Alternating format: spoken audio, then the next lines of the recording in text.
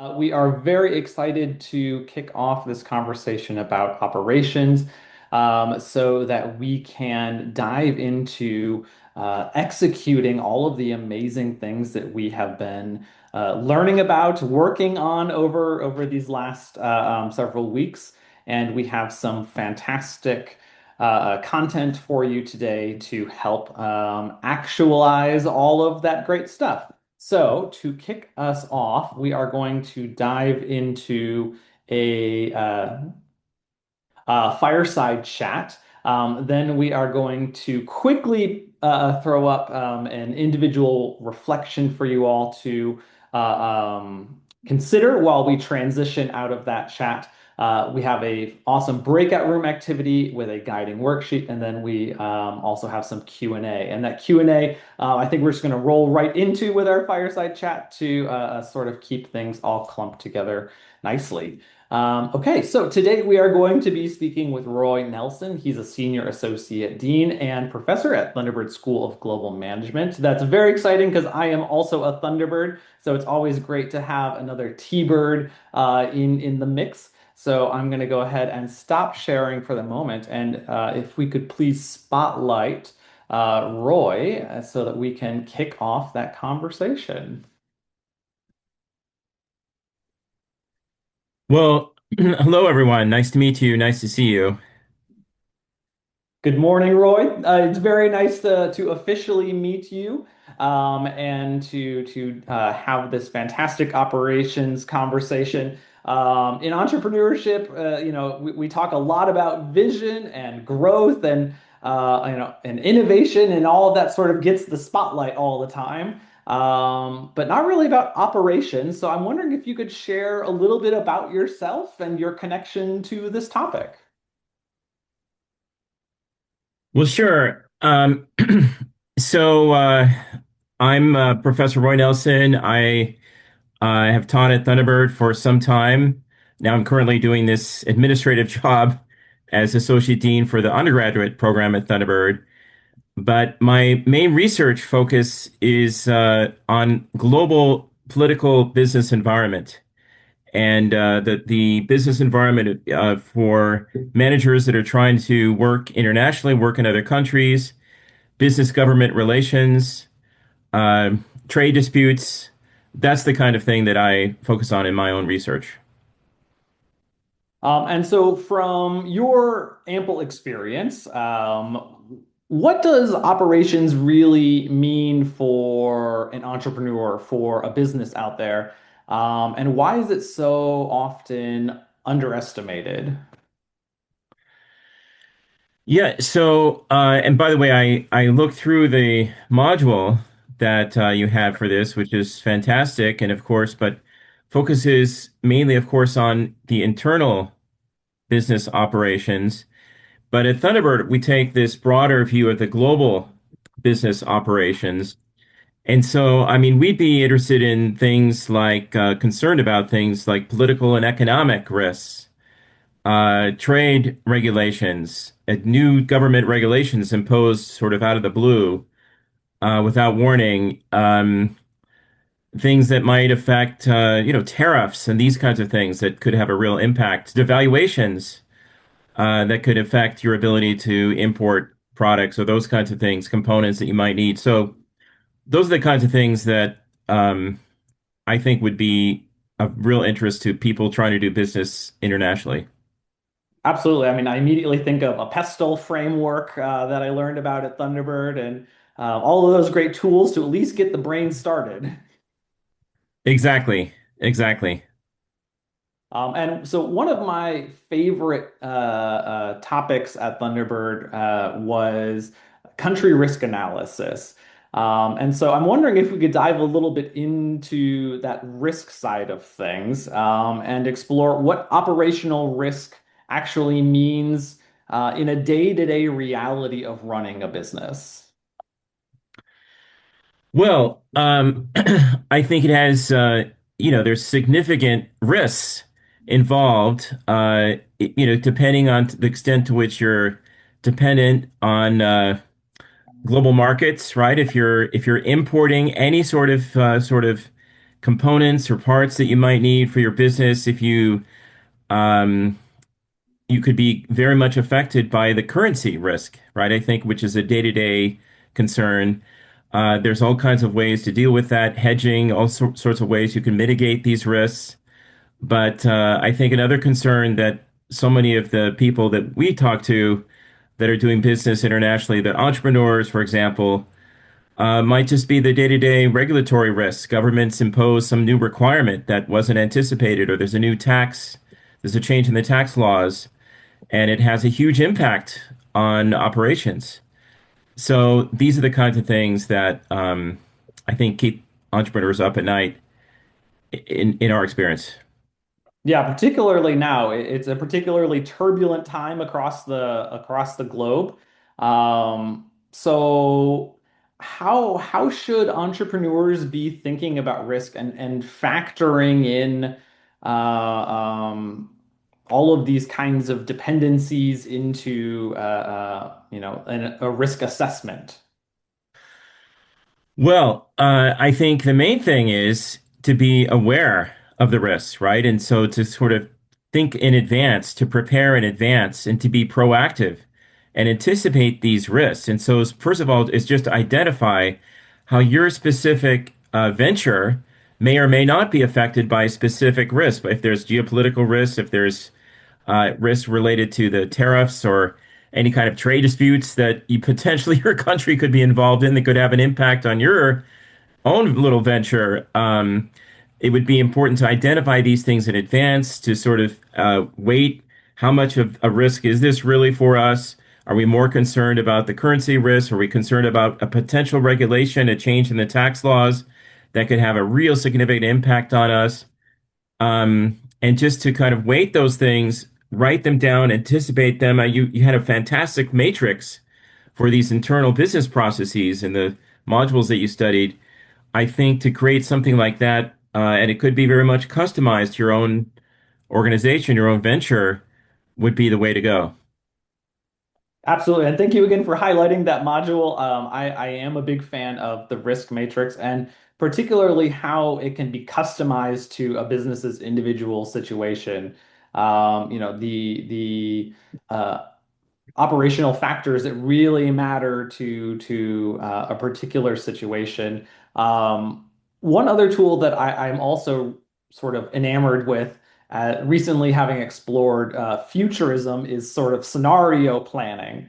And so, what's the first what if scenario you would build when a new operational risk shows up on your radar? Well, first of all, ideally, right, having gone through this program, you would have anticipated, you would have identified potential risks in advance. And then, along with that, you would anticipate ways or be proactive about this and think of ways if this particular risk does affect us, if this potentially this is something that could have an impact on us. How can we deal with that? What are some strategies we can use to mitigate that? If it's currency risk, right? If you decided to use hedging, if there's trade compliance risks or trade issues that arise with potential suppliers. Have you diversified your suppliers geographically and maybe so that you're not involved in this sort of, you already have a way to deal with that. So you potentially, ideally, you would have dealt with this, you would have anticipated this already and built that into your planning. I think that that's really fantastic advice because I feel like oftentimes when people are thinking about risk, they're thinking about having to sort of like solve it in totality immediately. But in reality, just putting simple, small steps forward in preparing for that possibility is actually a smarter strategy so that you have the bandwidth and the resources to address a variety of scenarios and not just one. So I think that's fantastic advice. Right. Um, And then just come up with a plan to mitigate that, to, reduce the risk in advance. Think about that in advance and then have some plan to deal with it. That's the way to do this. Absolutely. And I think like one of the maybe one of the most underutilized solutions is increasing your network potentially and to expand the number of potential partners you have access to expertise. And so I love Thunderbird's emphasis on the global T-Bird network. And I think that resonates super well with the YLAI network. This is such an active network of fellows and alumni and has that similar collaborative spirit. So I think like together, there's a lot that we can do in terms of supporting each other in that area. Well, that's why I'm just putting in a little plug here, of course, but that's why going to Thunderbird is such a competitive advantage for students, right? Because then they have that global network for the rest of their lives that they can tap into of people all over the world, all around the globe. So I think that's a huge benefit. So I'd love to get your thoughts on how far out you should be planning scenarios and doing this kind of risk analysis. Like, what's the time frame that most entrepreneurs should be focusing on? Right. Well, it depends on the kind of risk, right? Because there are specific sorts of risks that you might be thinking about over a 3-year time period. There might be political and economic risks that you need to think long term. There might be others that are a 3-month time period. And so there's others that are day to day risks. And so I think you need to categorize these risks. You need to think about them. What are some long term risks that we need to be concerned about? What are day to day concerns we need to think about?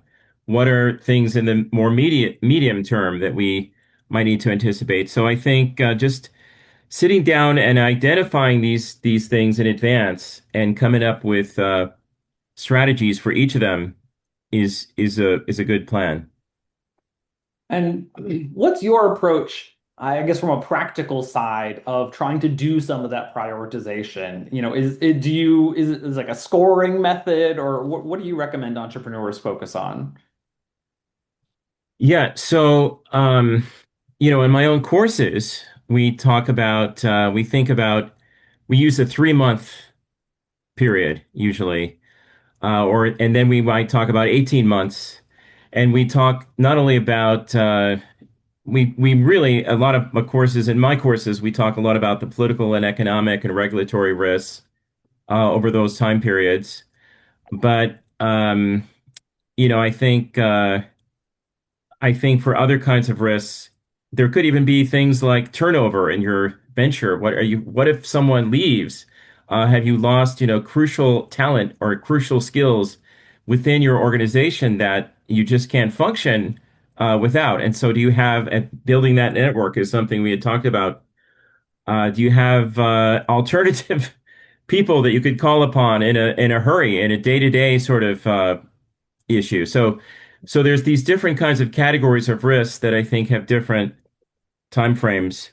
Marissa put an interesting comment here. Oh yes, thinking about the different lengths of time frames is what's important.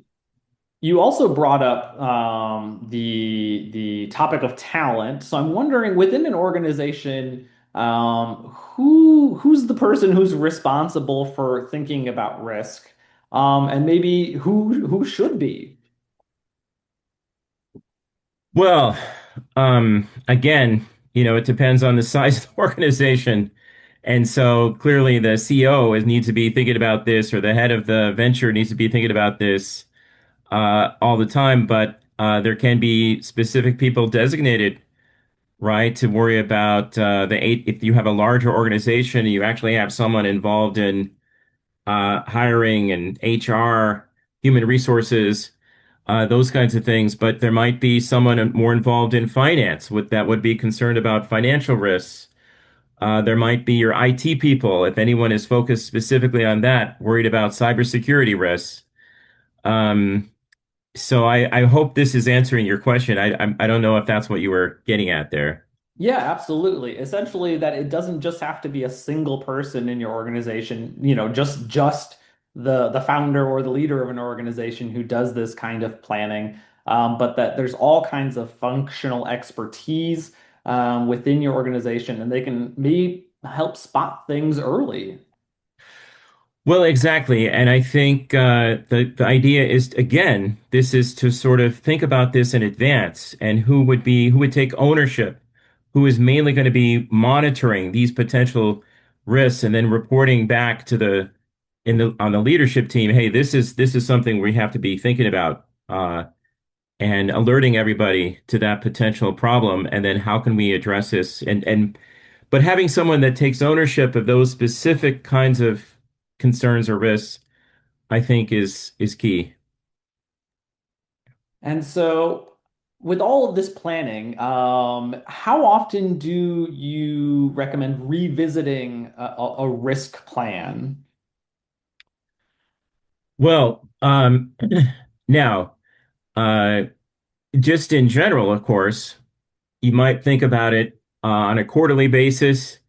Long-term risks, you might have try to anticipate future trends, on an annual basis. But again, um, I think at least a quarterly basis, of course. But you could be involved in an ongoing crisis or something that is really affecting the organization immediately, and then it could even be a daily check-in, right, with key members of the team. So I'm wondering if I could dive a little bit deeper into maybe some of the risks that are top of mind for global trade at the moment. Things like tariffs, or things like supply chain disruptions. What are some tools that founders can specifically keep in mind for some of these in terms of mitigation or avoidance or just overall strategies? Well, I think the main thing is diversifying the risk, right? And so to not be overly dependent on suppliers from one specific part of the world or one specific country or one specific supplier, and to always have again a backup plan, and to be able to shift, right, and to adapt if things do change. So if you're really dependent on exporting to one particular country, or you're really dependent on importing specific sort of components that you need from one specific region, I think it's time to start thinking about diversifying the risk geographically. And that to me is important. And if you're not even involved at that level, right, to diversify the risks of suppliers, even within one country, is always a good idea as well, because someone can go out of business, someone can go bankrupt, someone can have some kind of major issue, and just to be diversify the risk that way. I like that you mentioned supply chain and potentially trying to de-risk your supply chain. Do you have any examples of strategies where I guess that kind of support has been provided to suppliers to make your overall supply chain more resilient? Well, um, I think one thing that I've noticed, I've seen, is that companies will make a point, really effective, well-run companies that have anticipated these things in advance, or are thinking really in the long term, will work specifically with their suppliers, right? And to make sure that they um, understand the needs of the organization and specifically but also then to work with to have ready to go backup suppliers, alternatives, and so to avoid any kind of potential long-term disruptions.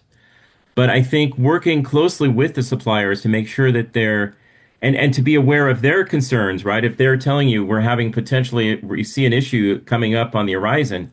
So I think to be constantly aware of what their any kind of challenges they might be facing uh, is very important.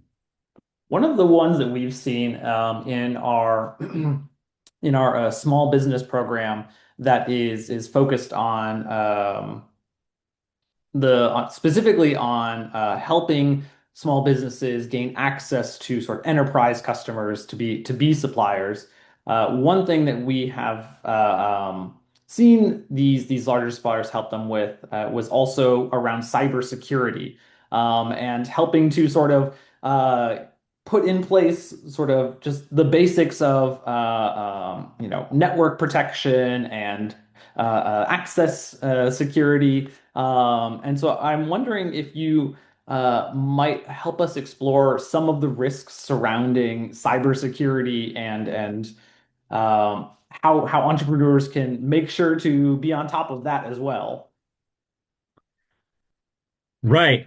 Well, I that's crucially important, obviously, right? Because there can be all kinds of crazy cyber attacks these days, and uh, the integrity of any kind of information your organization has can be compromised.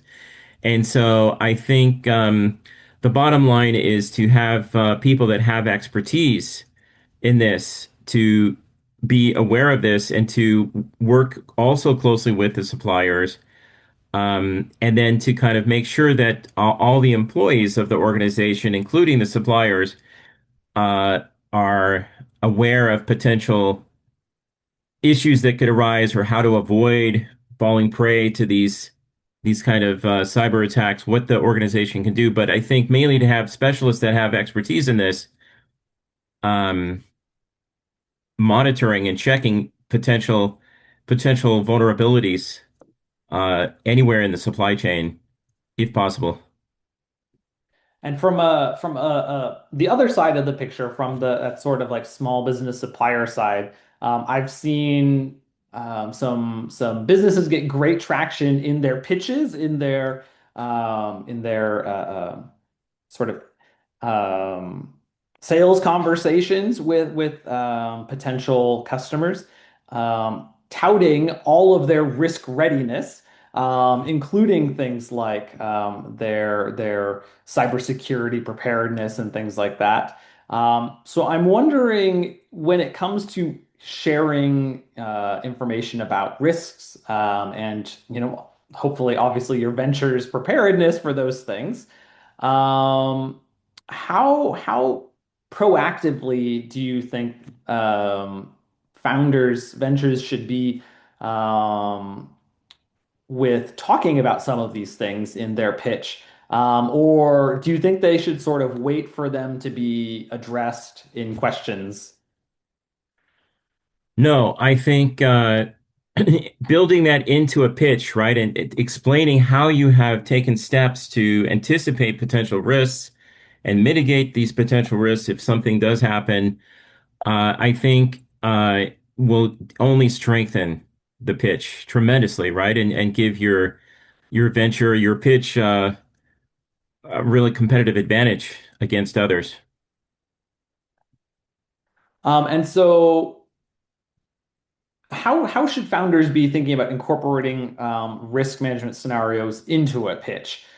We know it's a short amount of time, but what is some good storytelling they might be able to do around their preparedness for risk or for acknowledging risk? Well, obviously it depends so much on it has to be customized to your own venture, obviously, but I think just touching on this, just at least acknowledging that this is something you've thought about, that you are prepared for this, and depending on the specific risks that your organization might face, cybersecurity, I think, is across the board. So of course it would be relevant to any venture. But even anticipating these other potential risks that we've talked about, the longer term regulatory risks and potential tax risks and these kinds of things, I think anyone hearing a pitch that incorporates some element of this and shows that the founders are aware of this and ready to deal with it if it does arise, only reassures would be reassuring to anyone hearing a pitch like that. Absolutely. I think positioning yourself, I agree wholeheartedly. Positioning yourself as well informed, as strategic is a fantastic asset. And I see the chat just coming alive with Q&A. So I think we Okay. might be well served to transition into some of their questions. So I'm going to go ahead and try to pick out some of our top ones. Do, do, do, do, do. So we have Amanda here. So she says, Roy, operations are linked to people. In the case of operational changes, how can the organizational culture be engaged to ensure that the changes occur successfully? And I agree, that is a great question. That is a great question. And not that's one of the most challenging questions, right? And so I think this has to come from the top, right? And so just somehow reassuring everybody, incentivizing people for um, being able to adapt, making that just a central part of the organizational culture, rewarding people's ability to shift gears uh, and be prepared to change as needed, right? And not to be stuck in one way of doing things, I think is to the extent that an organization can celebrate that and reward that, it will only make it stronger. I wholeheartedly agreed. From your answer, I heard aligning incentives. I heard practicing what you preach. So fantastic advice there. And then Nuravani has the question: What strategies allow companies from small economies with limited capital and resources to scale globally? And so this will tap into some more of your global expertise here. And what areas should founders prioritize to overcome constraints in funding, market size, infrastructure, etc.? And this one got so many thumbs up and hearts and things. So would love for you to just share your thoughts on that. I think there sort of two questions there, and one. Can you tell me the first one? Yeah. So the first one is what strategies allow companies from small economies with limited capital and resources to scale globally? Yeah, so I think here I'm just you know thinking about this off the cuff a little bit here, but I think again, this is building the network, right? And so building the network, becoming part of trade associations within the country that you're located in. Um, this has been a powerful strategy I've seen for some companies, right? To build their what we call sort of their their basically the transnational learning capacity to learn about potential other suppliers or to learn about potential opportunities by becoming parts of these trade associations, which include not just local companies, but international companies. And I think in most industries, you will find those. And to me, that's just one small thing that you can do that would help do that. And I have also found that a number of countries also have delegations or offices that are focused on opening up markets in key areas for their local businesses, and they often can have a boost for that network connectivity and also potentially even access to additional resources like finance to assist with some of that growth and scaling. And Well, then sure. the second part of that question was which areas should founders prioritize to overcome constraints in funding, market size, and infrastructure? So if you had any additional thoughts on that second part. Well, you know, depending on the size of the venture, I think we're talking about very small venture, but if it's, depending on the size, I mean, there are some, I mean, there is the International Finance Corporation of the World Bank Group, which is always interested in promoting new sorts of projects. Uh, but if you're a much smaller organization and can't necessarily get access to that sort of financing, um, then again, I come back to the network, potentially forming partnerships. And so I think this is where the trade association relationships can really be beneficial. Absolutely. And also, smaller development banks, Latin American Development Bank. We've seen some success with projects in that one as well. And your colleague Ava Vasquez is very much engaged with leveraging their resources throughout Latin America. Well, I and think, of course, we're so proud that our alumnus of Thunderbird was the former president of the Inter-American Development Bank. So we love that organization. BID, right? Mhm. Banco Internacional de Desarrollo. So it's anyway. Next question. Let's see. Um, So operations are linked to people. In the case of operational changes, how can the organizational culture be engaged to ensure that the changes occur successfully? Oh, did I do that one? Or was that reposted? Yeah, I think we're down, Eric. Maybe Jose's question. Do you mind if I read it? Please. Many entrepreneurs in emerging markets rely a lot on intuition when making decisions. How do you balance intuition with data when resources and formal systems are still developing? Great question.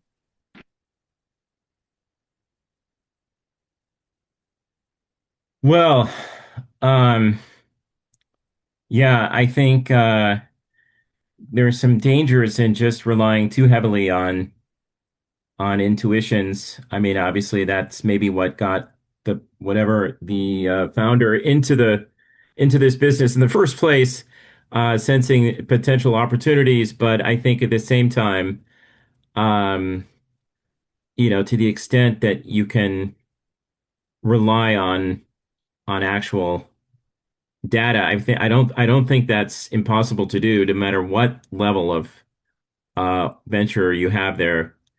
I think that's really important.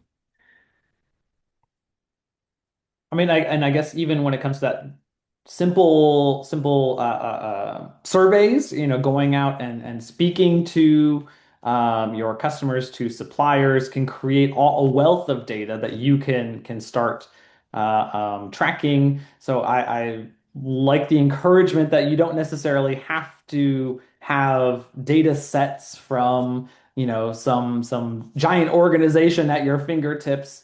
It's to adapt and find what you can. At a minimum, right? I love the survey idea, of course, and at a minimum, some focus groups could, I think, really be useful. Okay, and I think we've got time for maybe one more question. So it looks like we have Marco here. So. Thanks for sharing your knowledge. I've got one question. I've been looking into a concept called VUCA, VUCA, which describes today's volatile and uncertain environments. Based on your experience, what advice would you give us on adapting our decision making to better identify and guard against vulnerabilities?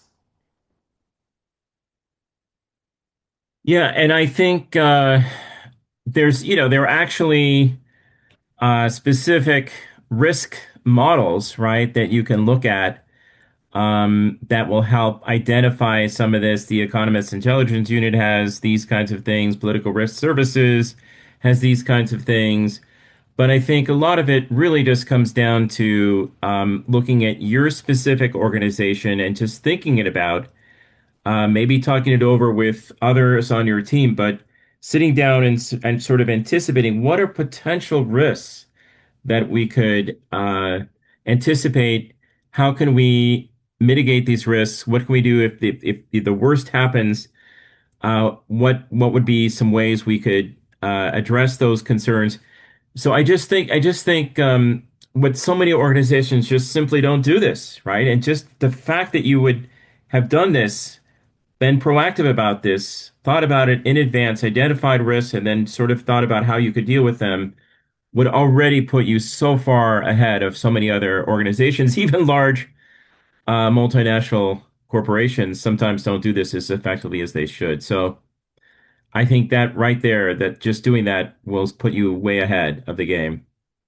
That's great advice. Not getting bogged down in trying to figure out which model is right for your organization, just starting that conversation and being strategic. Right. And sometimes those models aren't, useful for your own organization. I think you need to just sort of sit down and think about it and customize it to the needs of your own venture. And some of those resources that you mentioned are fantastic value, but can be a little difficult to access. So I'll highlight some of the resources from IBIS World that connecting in with the ASU ecosystem can help get you access. So fellows, if you are interested in diving into some of that data and some of some great communities, collective thought around industry and risk and opportunity. We are happy to try to help get you access to those. So please reach out. And with that, Roy, I'll say thank you so much for joining us for this conversation. It's been fascinating, and I see more questions potentially even popping in. So I'll say if you would like to keep engaging with Roy, we have the World Labs platform where you can post your questions and continue to have those great conversations. So thank you so much, Roy. Thank you. And I did post some two little items in there that might be of interest to everybody, and I'm happy to respond to any questions in that forum later. So thank you. Fantastic. Thank you. And we'll hand it over to Larissa now. All right. Well, fantastic. We are absolutely thrilled that this is our last session, and it was such a wonderful discussion with so many questions. Again, if your question was not answered, or if in the meantime you have more questions, please, please, please feel free to engage with Roy and the rest of us in World Labs. So I hope that our conversation with Roy inspired you to think about how you can apply the topics that we discussed to your own business. So in the chat, we will share a worksheet and you will be prompted to create your own copy. So this worksheet will help you kind of think about some strategies that you can apply to your business and take the first actionable steps for the future. As you fill out the worksheet, don't focus so much on finishing today. We will also share the worksheet in World Lab so you can use it in the future. As you think about some of the questions and prompts in the worksheet, discuss it with other fellows in your breakout rooms.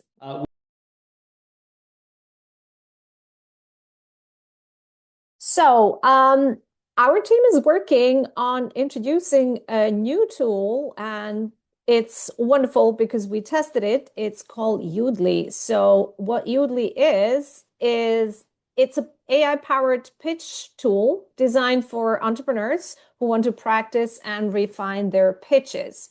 What we liked about YLAI is that it enables you to upload your pitch or record your pitch live. And then you receive specific feedback on your delivery or word choice. And you also receive detailed, actionable feedback on your pitch. The feedback also consists of actionable suggestions for improvement, and it's very specific and hands-on. And it also allows the judges to ask you follow-up questions. So it's a very engaging and interactive tool. And in the chat, we will share a sign up form. So if you are interested in trying this form, please use it. All we ask is for your first name, last name, and an email address, and we will reach out to those who show some interest. We will also share this interest form in World Labs in addition to the worksheet that we shared previously. So this is my nudge for you to join World Labs if you haven't done so before. Roy already posted a prompt and some resources for you to share. So there will be a lot of good information for you in World Labs. And for those of you who have not yet joined World Labs, there is a how-to form that I just shared in the chat. So please join World Labs, engage with Roy, check out other resources that previous speakers shared, and feel free to ask questions. And with that being said, I want to thank you for coming to today's session. Sadly, this is the last of our sessions. You were wonderful, and we are grateful to have worked with you. Thank you. Awesome. Well, thank you so much, Larissa and the ASU team. Thank you so much to Roy, who we know is off the call, but we do appreciate his support here today. And thank you to the fellows for being present and engaging. Always glad to have your support. And although it is the last time for now, we will see you next year at the ASU team.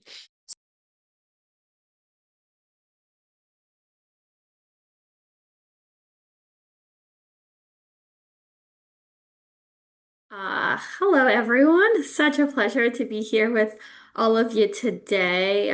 Sada, as Trinity say, I work really closely with the YLAI team, and as a fun fact, that's how I know IRIX. I lived for a long time in the Dominican Republic. I know there's some of you from there, and I also spent 4 years in Mexico, and I know a lot of YLAI alumni and fellows, and that's how I know IRIX. So it's such a pleasure to be here with all of you to chat about some conflict resolution and some decision making, which is, I know it's a big part of the module that we are reviewing today together.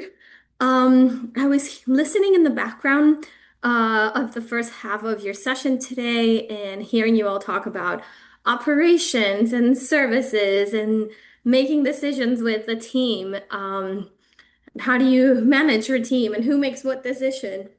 It's a pleasure to be here. So hopefully today in the next 35 minutes that we have together, you can start reflecting a little bit of how you make decisions, how you deal with conflict, and if anything gets stuck in your head, write it down. And you'll have a lot more time to talk through it when you're here in person, when you can self-reflect. We just want to plant some seeds of some of the reflections that us entrepreneurs you will have to deal with every single day. So, what we're going to do in the next 35 minutes is on our next slide. And you'll see we're going to spend a little bit of time just remembering what was on that module. For those of you that did it a while back or maybe more recently, let's bring front and center what was there. Then we're going to do some polls. We're going to ask you some questions that hopefully get you to self-reflect where you are in your journey when it comes to dealing with conflict and comes to dealing with decisions. Those will be individual. So again, anything comes to mind, write it down, get back to it later. And then you're going to get another opportunity to go into breakouts, share a conflict that you're dealing with right now with some other fellows and get some support from them. And then we'll come back together. Please interrupt me if you have any questions. Go on the chat. The team is here to support us. So, what was on the module? On our next slide, all of this should sound pretty familiar, but as entrepreneurs, and I've been one myself, conflict, opportunity, making decisions is something that happens every single day. You're not the first ones to go through it. You will not be the last ones. It happens every single day. And there's patterns to it, right? So conflict moves through stages. That was a big part of the module. Sometimes things are more visible, sometimes they're not, but there's always decisions to be made and conflicts to deal with. So being aware of where those are is important. There's also patterns of how conflicts show up. Um, Also great to keep those in mind to understand what is happening here, how I've solved this before, and making it easier, right? Conflicts are not going to disappear, but how you deal with them, it can get easier and easier as you go. I've seen so many issues with co-founders, with partners. I was looking in the chat and seeing how people were talking about diversifying stakeholders. Who do you partner with and why? Who don't you want to partner with and why? How do you deal with risk? There was some conversation happening around risk management. When are you spending too much time managing risk that might never happen? Those things are always going to come up. So hopefully it just gets easier and easier to deal with them. I know someone was writing and sharing about taking notes and documenting everything and really working on that knowledge management. This is part of that. This is part of your knowledge management, how you make decisions, how you deal with conflict. So it becomes easier and easier as you continue to grow. Big part of this, big part of being an entrepreneur is working on that emotional intelligence. Eyes are always looking at you, right? Whether you're pitching and it's external folks, whether it's your team, whether it's your board member, whether it's your partners, someone's always looking. You are a leader. So being self-aware on how you show up, how do you regulate, what motivates you, what excites you, what are you really good at and what you are not, and being able to share that with others. Again, it's going to make those decisions easier. And then I was part of building that module. So I really like this part around the decision making metrics. The more you can prepare and have structures for how you make decisions where everyone agrees before the conflict arises, the easier it is to get there, right? So if those are based on your values, it's even easier and easier. These are all things that shouldn't be new. They were in the module. You can go back and look at the resources and some of the literature behind it. You're not alone. A lot of folks are doing this every single day. So we're going to share some questions, and I want you to self-reflect. Where are you in your journey and what's coming up for you? I'm going to share the first question. Trinity, if we can put the slide. This is the first question that I want you to think about. Oh, we have all of them. Maybe share the first slide. If they're all together, we can go through them for a second. I can explain them, and then you can send the poll, Trinity, if that sounds good to you. Okay, so the first one is around values. Some of you are solo entrepreneurs. Some of you have teams. Some of you have big teams. Some of you it's two people. I ask this question all the time because you would be surprised at the amount of times that as an entrepreneur who's thinking about your mission all the time, you're really clear on what you do, but not everyone is aligned. Don't wait a second. We have a lot of questions, but I love that you're answering already. But this one is a question that I really like to ask and that I would ask you when you do team retreats, when you rethink. Ask for people randomly on a Wednesday, if you had to share our mission, what is it? And see if everyone is saying the same thing. I would ask partners, even asking external folks or your board that's really interesting to see what people believe you're doing and how you're doing it. Another question that we have, if we can go to the second slide, is about your conflict patterns. Everyone is experiencing conflict, so what is true for you? Do you notice something is wrong only once the conflict's already exploded? Do you feel the tension and discomfort for a while before you address it and you address it later? Do you sense it early and like to speak up before things happen? Or even super, super early? There's not a wrong or right. There's just what comes natural for you, and is your team and the people around you aware of this? So this is another question. And I see all types of answers, which is extremely common here, right? You're all different. And again, there's not a right or wrong. It's more about, do the people around you know what your pattern is? Do you know your co-founder's pattern?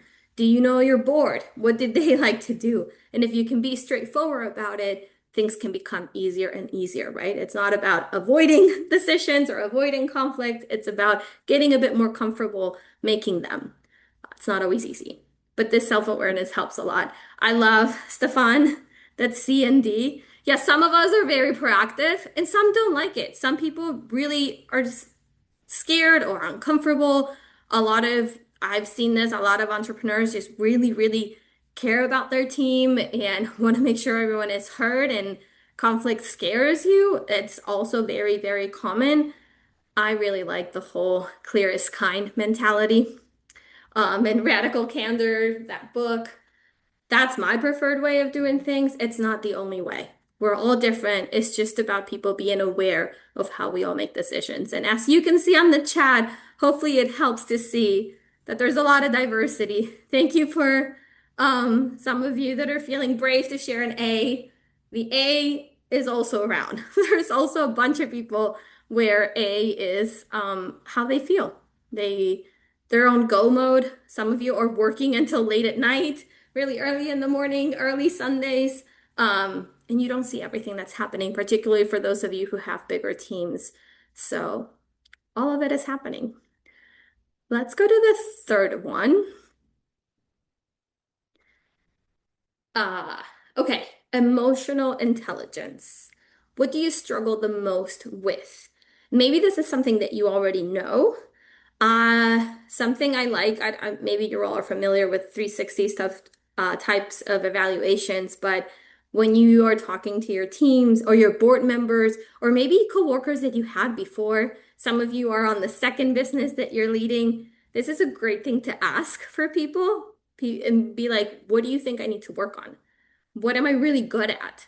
Um, what do I struggle with? So whether that is understanding yourself sometimes, I see a lot of these, talking things through. Yeah. Whether it is seeing the other person's perspective, whether it's managing your reactions. I see a lot of these. Okay. Quite interesting to see that people are saying they struggle with these when the question before, a lot of you were saying that you were a C or a D and surfacing conflicts really, really early. So just something to reflect on. Thank you, Matthew. I see your B. Um, the more you're aware of this, the more you can address it, share it with folks, and make decisions easier and easier. I will say, I like to, when some of these things are like, I don't know when was the last time I thought about how I manage my reactions, to write it down. And one exercise that I think is extremely useful is to give yourself 10 to 15 minutes on a clock and start writing down what you think nonstop, not taking the pen off the paper. Super useful to see what's in your head and keep those reflections. Love that there's all types of answers here. Okay, what is our last one? Thank you, Rosito. I see that B. Lots of managing reactions and talking things through. Okay, when you're making big decisions, right? Think about adding a new board member, spending money that maybe like you don't really have, getting a loan, hiring is a really big one, particularly when you're really early in those stages, right? How do you make those decisions? Is it gut feeling and intuition? Is it focusing on resources and capacity, mission and values? Do you do the criteria and have a matrix? And most importantly, is it working for you? Do you like how you're making decisions right now? Or do you get uncomfortable? And if so, maybe taking a step back and reflecting what other ways of making decisions you can have would be helpful. I see a lot of A's and B's, lots of good feelings and intuition. Some folks really focusing on that resource and capacity, and some really bringing mission and values at the top of it. Okay. Great. Well, wanted to bring this up so you can all rethink a little bit and see that everyone is all over the place. And ideally, you spend some time the next days exploring this for yourself, writing, asking for feedback from folks, talking to people that you've worked with before. What we're going to do now, I'm sure you all have conflicts, decisions, things that keep you up at night. So I'm going to go to that, Trinity. I think we got so many answers on the chat that we are good to go. We're going to put you on a breakout room. You're going to be in groups of 3, and I want you to share what is a conflict, a decision that you need to make right now. By next week early, what is keeping you up at night? This is something that I love to ask all the, at this point, over 1,000 entrepreneurs that I've worked with. What keeps you up at night? What is the one thing on Sunday that you're like, oh my gosh? Um, oh, thank you, Stefan. What I need to make a decision with this, and I don't know what it is. I don't know how to go about it. I'm weighing different things. Think about that one thing that keeps you up when you're trying to go to bed late at night, or that makes you wake up early, and share it with a group. You're gonna have 5 minutes each one to share, and folks to listen. We'll let you know when to change. But hopefully you can support one another. And when you're here in person soon, or even in the sessions that we have online, you know that you all are going through very similar things and you don't have to go through them alone. Ask others, get support, get some gap check. So let's get into those breakout rooms. I'm looking at the chat, see a lot of enthusiasm to start talking about this. I really hope that the YLAI community can become a bit of a sounding board for all of you and you can start having these conversations together. Join those breakouts and I will see you soon. Causeless conflict, but something that you are thinking for yourself, or yeah, or some of the self-reflection prompts that you were like, I haven't thought about this for a while, or I think about this all the time. Who also thinks about this? Or if someone in the chat wants to say, hey, I would love to talk about anyone who's stealing. I know I don't remember your name because there's been quite a Angelica. Angelica Maria Pineda, you were sharing about like, do we do more products or not? When is the time? Maybe there's a bunch of you that are dealing with the same decision and can support each other. So the floor is yours. Would love to hear from a couple of you of what has this last half hour made you think? What do you want to keep reflecting on? What do maybe you want to ask for some help? Who maybe someone raise your hand if you can. Trinity, is that yes? Carla, please. Carla Colina. Hi, good morning, everyone. So my question regarding how to handle conflict is how or what is the best way to handle conflict when your co-founders are also your friends? And that's basically how you started together, by being friends.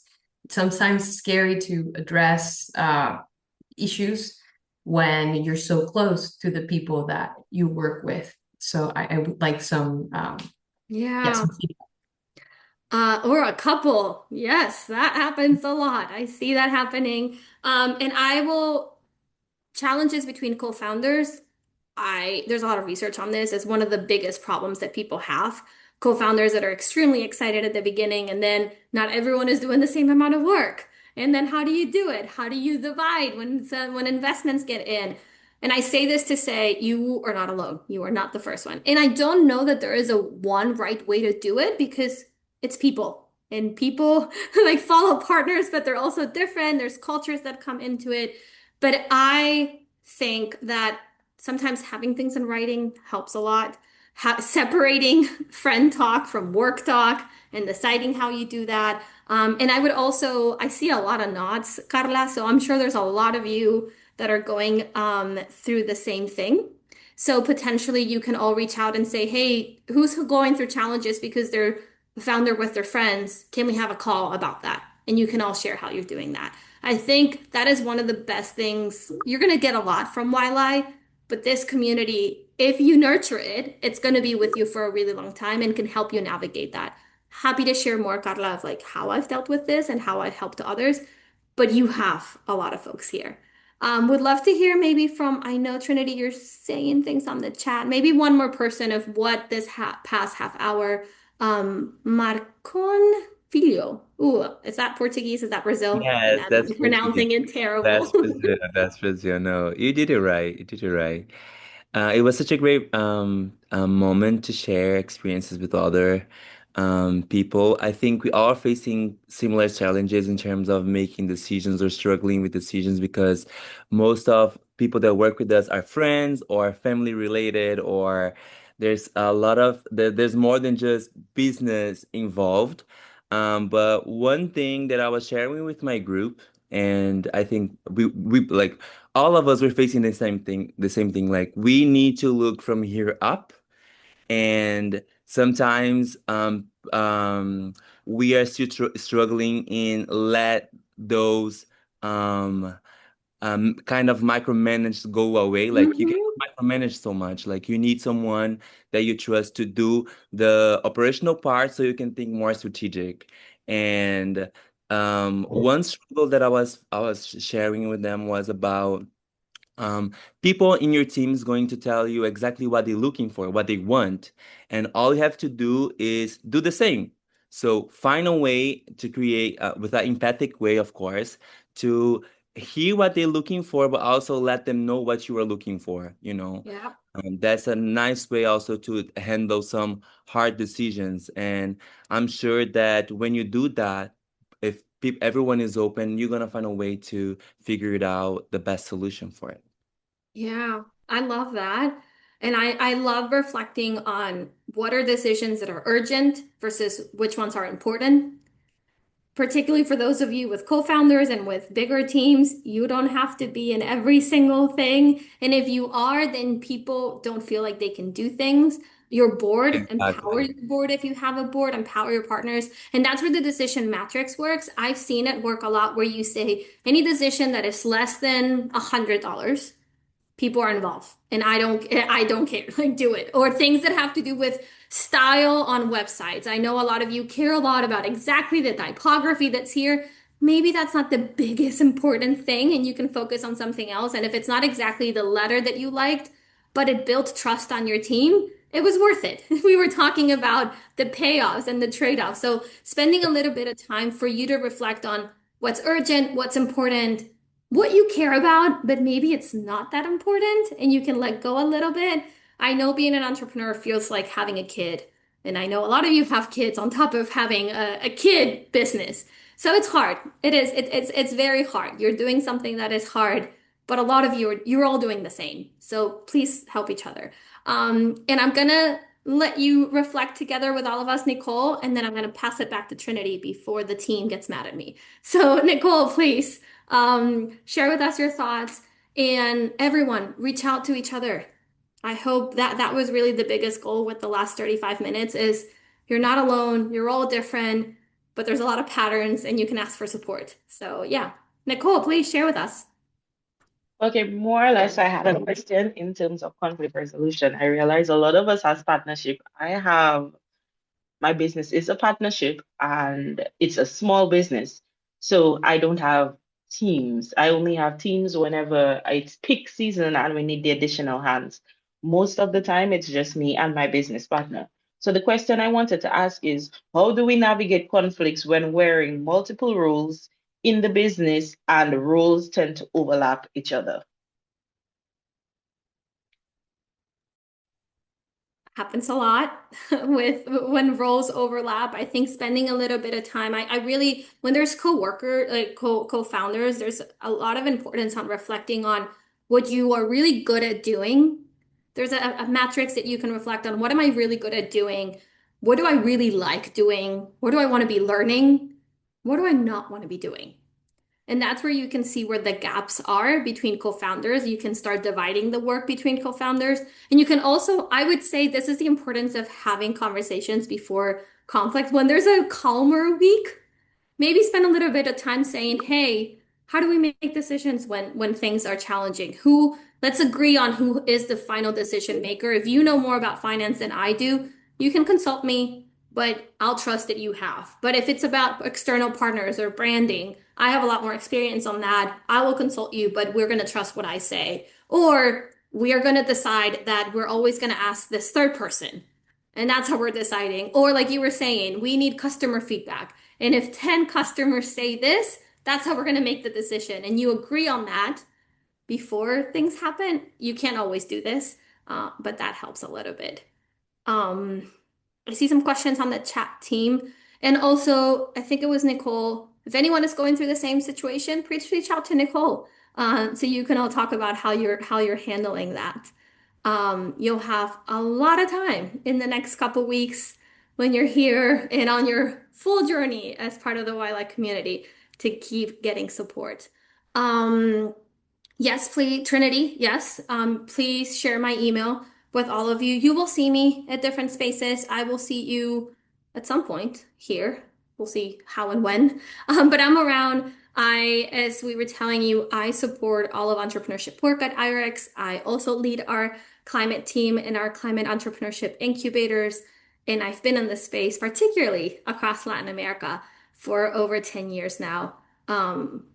Working with a lot of folks just like you. So you're not alone. You're going to figure it out. And community is massive to make things work. And you have a great community here. So we're here for you. Reach out, connect on LinkedIn with each other, connect on LinkedIn with me. Yeah, I'm from Spain. You can also reach out to me in Spanish if that helps. No H on my name, but I'll answer even if you share the H. So lovely to meet everyone. Thank you, team at YLAI, for inviting me. Thank you, Trinity, for all the help in the background. It's such a pleasure to be here with everyone. Of course. Thank you so much, Sarah, for joining us today. We were talking about conflict and decision making. I saw here in the chat someone was motivated to go ahead and address a conflict. So that is one step forward. And my mic was up. So I said, thank you, Sarah, so much for joining us. I saw here in the chat that someone was motivated to go ahead and address a conflict with their coworkers, their colleagues. So that is one step forward. Thank you so much, Sarah, for your support and fellows for your engagement in the breakout rooms. We are nearing the end of our final debrief, a bittersweet moment as there is more to come. I wanted to end by sharing some announcements and reminders, and then showing all of you an assignment that you will have to submit later down the line and just flag it for you quickly. So, we do have, in terms of remaining assignments, on Friday, March 24th, the post-curriculum survey due. It's now open underneath the module section. Is everyone able to see my screen? If I could get a thumbs up, because I am Yeah, sharing. perfect. Okay, perfect. Thank you. So the survey is now open underneath the modules section until the date you see on screen. This survey will value the impact of your entrepreneurial leadership curriculum. Completing this survey is a requirement of your participation in the fellowship and should take you no more than 10 minutes to finish. Please ensure you use the same email address that you receive YLAI communications with, and then also reach out to your IREX advisor for any questions. We know that all of you come in with different levels of knowledge regarding these entrepreneurial and leadership topics. So we really, really appreciate if you complete the survey and help us help your next cohort and gain an understanding of how this has helped you. On a slightly unrelated note, but we will circle back to a related note, we have the collaboration plan. If you were able to meet with your IREX advisor this week in the IREX advisor office hours, we spent some time going over the collaboration plan, which is what you will work on with your fellowship placement organization to complete once they've been assigned to ensure you have a plan for your 4 weeks. If you have questions about those, please direct them to your IREX advisor. That is due on Friday, April 3rd. And then 1 week after, Friday, April 3rd, we have your final assignment due, which is the Entrepreneurial Leadership Action Plan. Short is ELAP. So I'll go ahead and share my screen and show you that in a moment. But first, I want to share for our last required virtual event, we also have the virtual pre-departure orientation, where we will share some key details related to your upcoming time in the United States. We do have a designed agenda that we will share with you so you can get a sneak peek at those sessions. So keep an eye out for that as well. It is a 3-day event from 10 a.m. to about 3 p.m., Wednesday, March 25th, Friday, March 27th, and Thursday, March 26th. Alrighty. So I'll go ahead and stop sharing my screen. And with our 2 minutes left, just go ahead and share the ELAP so you have a sneak peek of the document you will see. Is everyone able to see the ELAP here? If I could get some head nods, some thumbs ups. Yes, some thumbs ups. Okay, awesome, awesome. Alrighty. So for the ELAP, pretty much to set yourself up for success, you need to know what goals you want to achieve, how you want to achieve them, and who can support you in achieving them, and learn how to hold yourself accountable, which we are sure all of you are already amazing at considering you're entrepreneurs and you've made it to the program and you have made it this far. The following exercises on the ELAP are designed to help each of you in those steps. A copy of this assignment will be provided through Canvas for your submission, and we ask that returning home, you share this with your embassy point of contact. Fellows, this is a very um, stress-free activity. Do not see the ELAP and feel any sort of stress. This is a reflection activity, pretty much. They ask you questions about how you feel about the curriculum. Which items from the curriculum specifically will you implement into your businesses when you return? So this is really a great way to sum up all of the debriefs, all of the modules that we went through, and everything you have learned thus far. We will also send you we will also send you a message about an optional event that we will have in which you will have some time to discuss in breakouts these questions and some work time to complete the ELAP live if you'd like to complete that with us and go through that on the call. Okay, so we're really excited to invite you to that in early April as well. Keep an eye out for that. Andrea, please email the YLAI inbox for any inquiries around the PDO dates. As I mentioned, you will receive the designed agenda shortly, and that will have the most up-to-date times and the most up-to-date dates. We create these items months in advance, so sometimes we do have a couple of typos and time changes, and we do our best to communicate them to you as soon as possible. Of course, Andrea. Alrighty. Well, thank you all so much for joining us for Debrief 3. Thank you to our ASU team if you're still on the call. Thank you to Sarah Wolf. We appreciate all of your time here today, fellows. And we can't be too sad because we have some more events and we will meet you at the opening orientation in person in just a few short weeks. Alrighty. For the rest of you, have an amazing day. Bye-bye.